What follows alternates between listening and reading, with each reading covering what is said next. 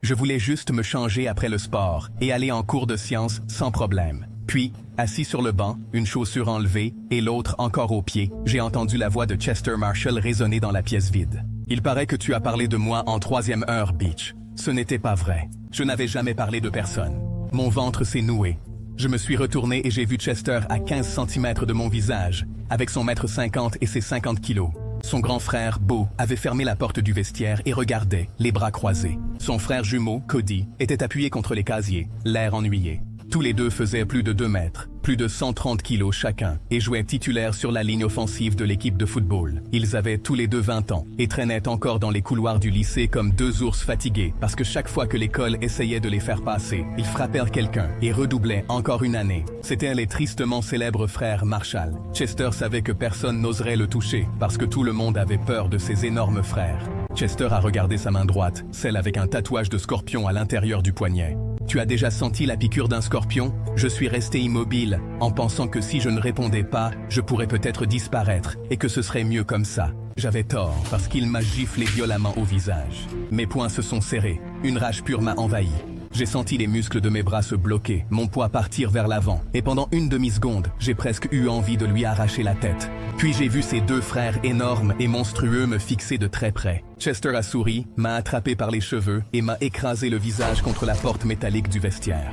Le bruit de mon nez qui se brisait ressemblait à un crayon qu'on casse sous une serviette. Le sang a coulé le long de mon menton et a commencé à goutter sur le carrelage. Son genou est remonté dans mon ventre et m'a plié en deux. Il m'a encore frappé 2 fois à l'arrière de la tête et je suis tombé au sol. Puis il a commencé à me donner des coups de pied. 3, 4, 5 fois dans les côtes, ses baskets s'écrasant sur moi. Je me suis recroquevillé parce que je ne pouvais rien faire d'autre, et je me suis détaché intérieurement, parce que c'était la seule façon de supporter ça. Reste par terre, pisseux. Beau et Cody ricanèrent près de la porte. J'adore quand ils donnent des surnoms à ses victimes. Ouais, attends que papa rentre et entende ça. Il va adorer. Tout a duré environ 90 secondes, puis Chester m'a craché dessus avant de partir. Je suis resté allongé sur le carrelage trempé de sang, en écoutant leurs baskets s'éloigner dans le couloir. Je me suis relevé lentement. J'ai nettoyé mon visage au lavabo avec du papier brun, puis j'ai enfoncé des mouchoirs mouillés dans mes narines, jusqu'à ce que le sang s'arrête. Je me sentais comme un perdant pitoyable et impuissant. Puis j'ai compris que ça durait depuis plus d'1 an et qu'il fallait que je le signale. Je suis allé voir le proviseur et je lui ai tout raconté. Il a eu l'air choqué. « Chester, tu veux que je croie que cette petite crevette fait vraiment du mal à quelqu'un? C'est l'un de nos meilleurs élèves. Tu n'as rien de mieux à faire? Sors de mon bureau. » En sortant, je suis tombé sur le père de Chester, Wayne Marshall. « Regarde où tu vas. » Il a ricané puis il a pris mon proviseur dans ses bras. J'étais horrifié. Pas étonnant qu'il protège Chester. Il était ami avec son père. Et pour empirer les choses, Wayne venait de sortir de prison après 10 ans pour homicide involontaire. Le proviseur m'a vu les fixer tous les deux et a donné un coup de coude à Wayne. Ce gamin idiot vient vraiment de me dire que Chester s'en prend à lui. Ils ont tous les deux éclaté de rire, tellement fort que même la secrétaire s'y est mise. Je me suis senti minuscule. Puis Wayne a lancé « Ouais, tout juste 1 mètre et rien de plus ». Ils ont ri encore plus fort pendant que le proviseur lâchait « Arrête, arrête. Tu vas me faire pisser dessus ». Tout le bureau a explosé de rire. J'ai secoué la tête et je suis parti, complètement désespéré. Je me sentais invisible, comme si je ne comptais pas, comme si je n'existais pour personne. Je n'avais personne d'autre vers qui me tourner. Alors je suis rentré ce soir-là. Je me suis assis en face de mon père à la table de la cuisine, lui qui était un ancien marine, et je lui ai tout raconté. Il n'a rien dit pendant 1 minute entière. Puis il m'a regardé avec un regard froid et dur que je ne lui avais jamais vu. Il s'est levé et a pris ses clés sur le comptoir. « Monte dans le pick-up. Nous avons roulé pendant 50 km en silence. » Puis il a jeté un coup d'œil vers moi. « C'est ma faute. Je pensais t'avoir mieux appris à te défendre. Je suis vraiment désolé, mon fils. Je pense qu'après la mort de ta mère, je n'ai pas voulu être trop dur avec toi, mais ça va changer maintenant. Ça m'a rendu triste, parce que je savais qu'il avait toujours essayé de faire de son mieux. Je n'ai pas demandé où nous allions, et il ne me l'a pas dit. Nous avons fini par entrer sur le parking d'un petit centre commercial. L'enseigne au-dessus d'une porte indiquait Combat Sports. À travers la vitrine, je voyais un ring de boxe, une rangée de sacs de frappe et un homme à l'intérieur en train de bander les mains d'un autre combattant. Je me suis senti très mal à l'aise et effrayé. Je suis trop occupé pour t'entraîner comme tu dois l'être. Alors je te confie à un autre marine. Mon père m'a fait entrer et l'homme est venu vers nous.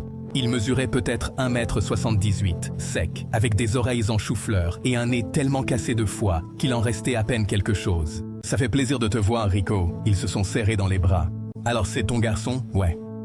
Il doit apprendre à se débrouiller pour de vrai. N'y va pas doucement avec lui. » Rico m'a observé de haut en bas. Il a appuyé sur mes épaules, a touché mes mains et a remarqué ma façon de me tenir.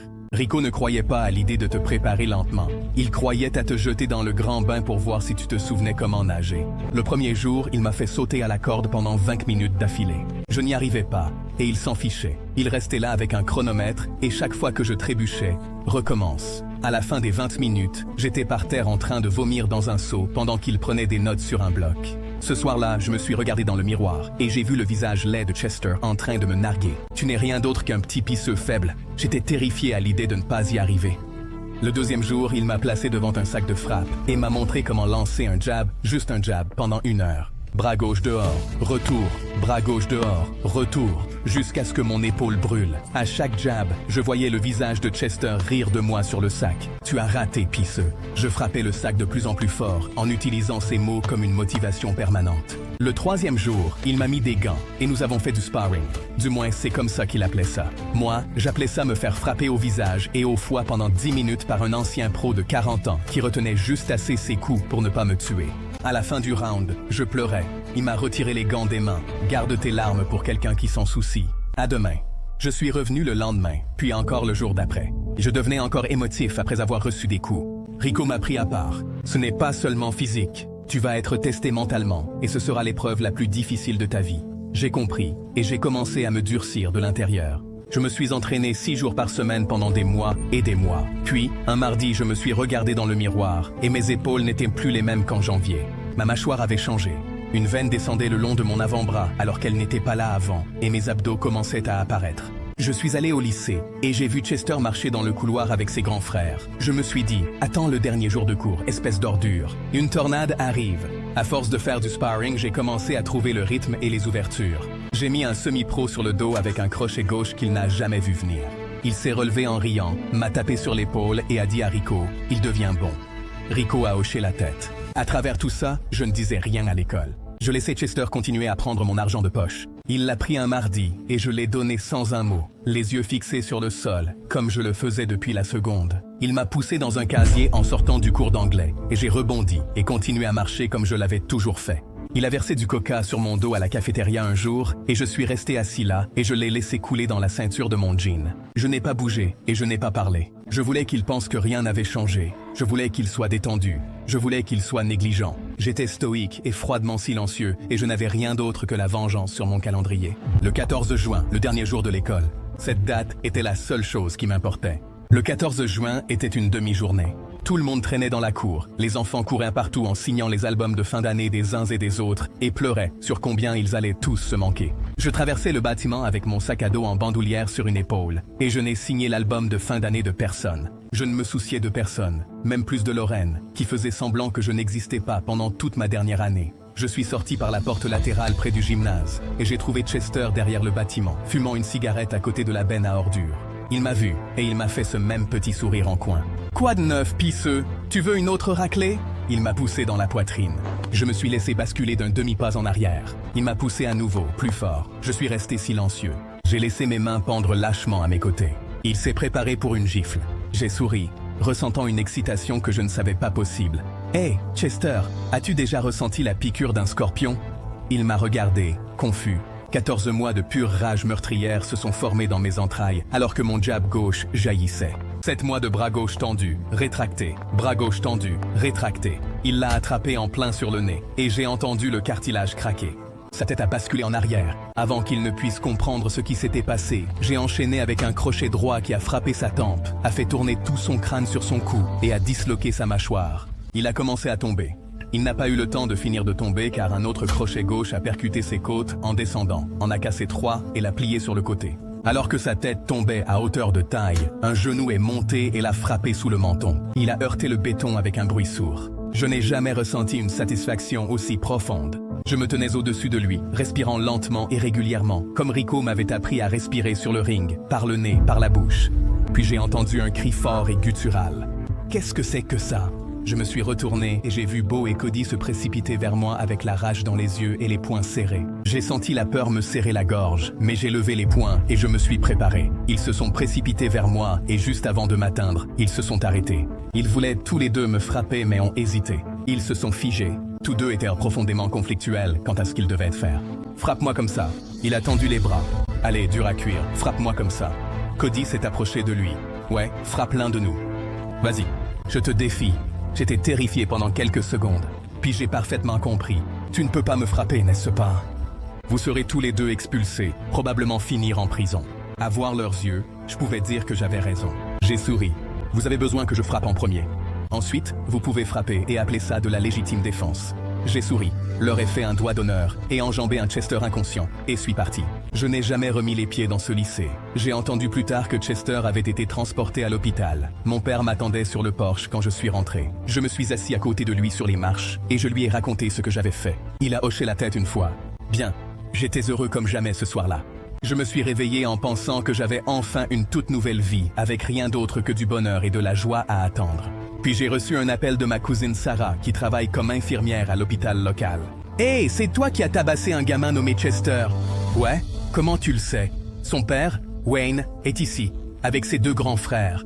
Il a une mâchoire cassée, un nez cassé, 3 côtes cassées, et une commotion cérébrale sévère. Il va devoir être nourri à la paille. Bien. Eh bien, j'appelle parce que quand son père l'a vu, il a juré vengeance. Je veux dire, une vraie vengeance meurtrière. Et il sait que c'était toi. » J'ai raccroché, terrifié. Wayne était un ex-criminel vicieux qui avait passé toute sa vie à entrer et sortir de prison. J'ai immédiatement parlé à mon père de Wayne, et il savait exactement qui c'était et s'est tendu. Je suis devenu encore plus nerveux quand j'ai vu mon père devenir froid.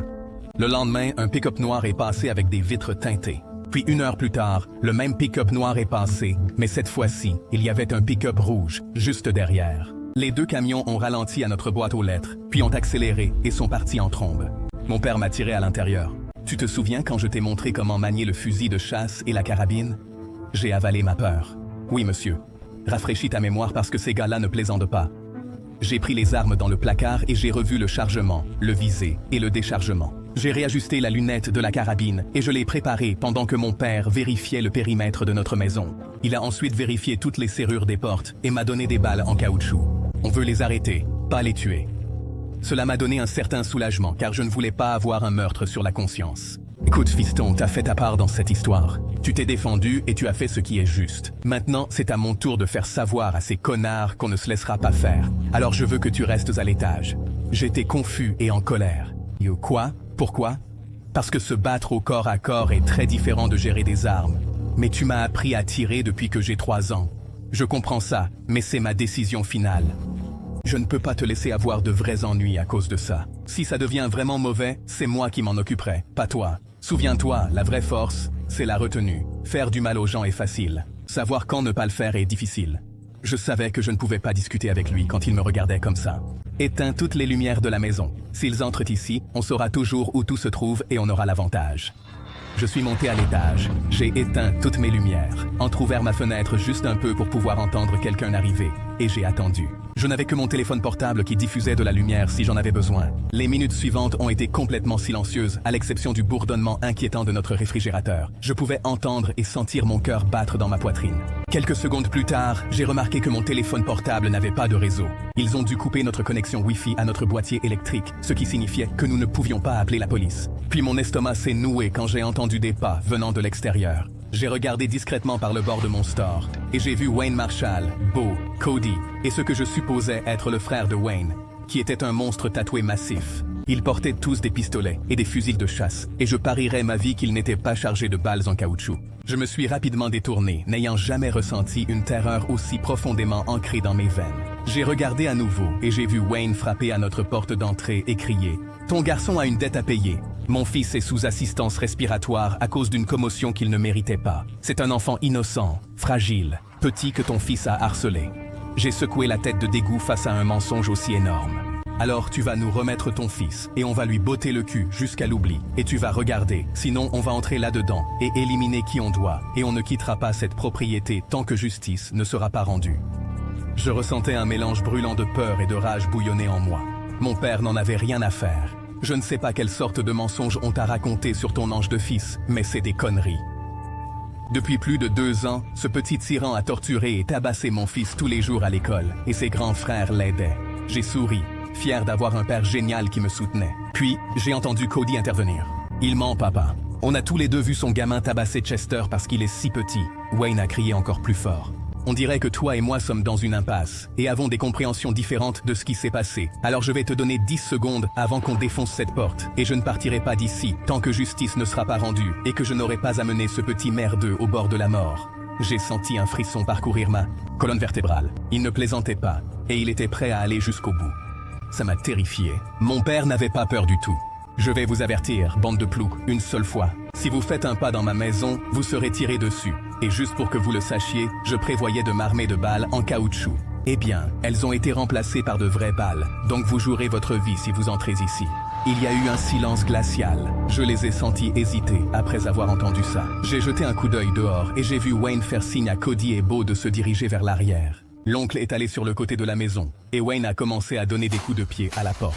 Notre maison était vieille, et la porte en bois ne tiendrait pas très longtemps. À chaque coup qu'il portait, j'entendais le bois se fendre et craquer. Puis j'ai entendu le verre de notre fenêtre latérale se briser.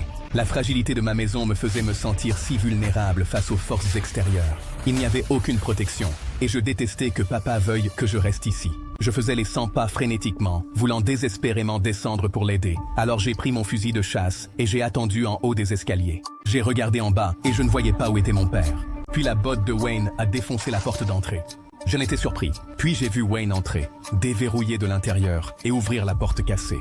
Seule la lumière de la lune éclairait la pièce, et je me suis dit, est-ce que ce sera ma dernière nuit sur Terre? Wayne est entré, fusil de chasse en joue. Puis j'ai vu Cody et Beau entrer par la fenêtre latérale, et j'ai entendu la porte arrière se faire enfoncer par leur oncle. J'ai paniqué. Je n'avais jamais ressenti autant de peur dans ma vie, non seulement pour moi, mais pour mon père, qui était seul contre 4. Puis Wayne a levé les yeux vers moi. Sors. Sors où que tu sois. Pop, pop. J'ai entendu 2 coups de feu retentir. J'ai regardé en bas et j'ai vu que mon père avait tiré 2 fois sur Wayne dans le ventre. Il s'est effondré de douleur et a laissé tomber son fusil de chasse. Il n'y avait pas de sang, ce qui signifiait que mon père utilisait encore des balles en caoutchouc. J'étais soulagé de voir ça, mais j'ai eu encore plus peur en pensant que ses frères et l'oncle se vengeraient de mon père. Cody m'a vu en haut des escaliers et a commencé à se précipiter vers moi. J'ai retenu mon souffle, me suis préparé, me suis déplacé sur le côté du couloir et attendu qu'il monte. Et quand il a franchi la dernière marche, j'ai lancé le coup de pied circulaire le plus fort que j'ai jamais donné de ma vie, en plein visage. J'ai entendu l'os de son nez se casser alors qu'il dégringolait les escaliers en tas et s'écrasait sur le sol en bas. Je l'ai entendu crier de douleur. J'ai regardé en bas et j'ai vu qu'il était mal tombé sur sa jambe droite et l'avait cassée. Elle était tordue et mutilée. Je me sentais justifié parce que c'était le coup parfait. Puis je suis retombé dans une terreur pure quand Beau a pointé son arme sur moi et a tiré 3 fois. Mes oreilles bourdonnaient, mon cœur battait à tout rompre. Mon père a crié « Pose cette arme tout de suite, fils ». Il parlait à Beau. « Je vais descendre ton père si tu ne le fais pas ». Beau a hésité et s'est retourné pour voir mon père debout derrière Wayne, avec son fusil pointé sur son cou. « Si tu tires encore sur mon fils, je vais en finir avec ton père. » Tu m'entends? J'étais stupéfait et alarmé par le calme de la voix de mon père quand il a dit ça. Puis tout a empiré quand leur oncle a plaqué mon père par derrière et l'a jeté au sol. Il était entré par la porte de derrière. Wayne, l'oncle et Beau ont tous pointé leurs armes sur mon père. Je me suis figé, paniqué. Je ne pouvais pas les laisser blesser mon père. Wayne a donné quelques coups de pied dans les côtes de mon père et a levé les yeux vers moi en haut des escaliers. « Tu ferais mieux de descendre ici, garçon. Sinon ton petit papa va faire une visite anticipée à la tombe. » Cody était toujours en bas des escaliers, incapable de bouger. Mon père a levé les yeux vers moi, toujours aussi étrangement calme. « Ne descends pas ici, fils. Ne t'inquiète pas pour moi. Je vais bien. » Wayne a pris son fusil, a enfoncé un genou dans la poitrine de mon père et a pointé l'arme sur son visage tandis que Beau et l'oncle le maintenaient au sol. J'avais tellement peur qu'il lui fasse du mal. Je voulais pleurer, mais je me suis retenu. Wayne a levé les yeux vers moi. « Je vais te donner 5 secondes pour descendre ici, garçon, ou je vais en finir avec lui. Je l'ai déjà fait plusieurs fois. Je le referai. 5, 4, 3. Je ne savais pas quoi faire, mais je n'avais pas l'impression d'avoir vraiment le choix. Je savais que je devais céder, alors j'ai jeté mon arme en bas des escaliers. D'accord, du calme. Je descends. Mon père a aboyé. J'ai dit de ne pas descendre ici. J'ai aboyé à mon tour. Je ne vais pas rester là à les laisser te blesser, papa. Je descends. J'ai lentement descendu les escaliers et me suis tenu devant eux, les mains levées. Mon père était allongé sur le dos et s'était positionné près des jambes de Wayne. J'ai croisé le regard de mon père et cherché un signal quelconque, mais je n'en ai pas vu. Ma peur a grandi en intensité et j'ai commencé à me préparer mentalement à ce qui allait arriver. Je pouvais à peine respirer et sentais une adrénaline silencieuse parcourir mon sang. Si j'étais sur le point de prendre la pire raclée de ma vie pour sauver mon père, qu'il en soit ainsi. Je me suis rapproché de Wayne. Beau et l'oncle se tenaient de chaque côté de moi. J'ai regardé Wayne avec une rage silencieuse et concentrée. Chester était le pire tyran que notre école ait jamais rencontré. Et je pense qu'au fond de toi, tu connais la vérité à son sujet. Je n'avais jamais blessé personne de ma vie jusqu'à ce que ton fils n'apporte rien d'autre que de la violence et de la haine non seulement envers moi, mais envers tous les enfants de l'école, garçons et filles. Et tes deux autres fils non seulement l'ont permis, mais l'ont soutenu. Wayne a souri comme s'il était fier de ce qu'ils avaient fait. Je les ai élevés pour être durs. Si tu ne supportes pas la chaleur, sors de la cuisine. Alors tu penses que blesser des filles, c'est être dur, hein? Wayne n'était pas prêt à reculer. La garce l'a probablement mérité. Beau et Cody ont ri. Cela m'a enragé. Je me suis dit, ils pourraient avoir le dessus sur moi, mais je les emmènerai dans la tombe avec moi. Que Dieu m'aide. Wayne a fait un geste vers Beau.